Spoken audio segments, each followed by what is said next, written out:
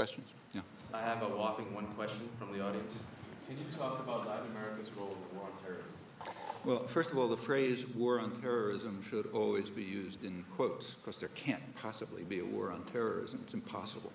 The reason is it's led by one of the worst terrorist states in the world. In fact, it's led by the only state in the world which has been condemned by the highest international authorities for international terrorism, namely the World Court, the Security Council, except that the U.S. vetoed the resolution.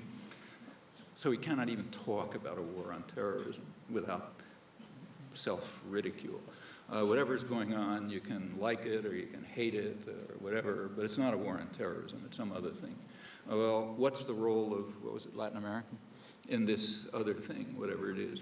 Latin America has been the target of most U.S. terrorism for obvious reasons. It's close by. And it's kind of interesting to read the Latin American press and to see their reaction to the September 11th atrocities. Everyone condemned them, at least everyone I read, said, you know, terrible atrocities, you know, got to catch the criminals and so on. But invariably, there was a little footnote, like in Panama, the press said, yeah, these were horrible atrocities, but they're not unfamiliar to us. And they referred to the bombing of the Barrio Chorrillo by George Bush Sr., which killed, according to them, about 3,000 people in this poor neighborhood in one bombing. This was during what was called Operation Just Cause in 1989, an invasion of Panama to kidnap a kind of minor thug who had stepped out of line and was brought back to the United States, where he was sentenced and is now in jail for crimes, most of which he committed while he was on the CIA payroll. Now, that was Operation Just Cause.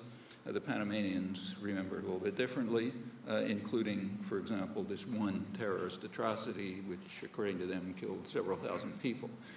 In Nicaragua, the Jesuit University has a major research journal, VO, one of the major research journals in the region.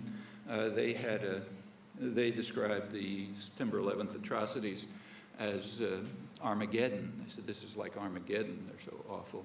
But then they added, of course, we have suffered our own Armageddon, namely the killing of tens of thousands of people, the devastation of the country. It may never recover. It's now the second poorest in the hemisphere.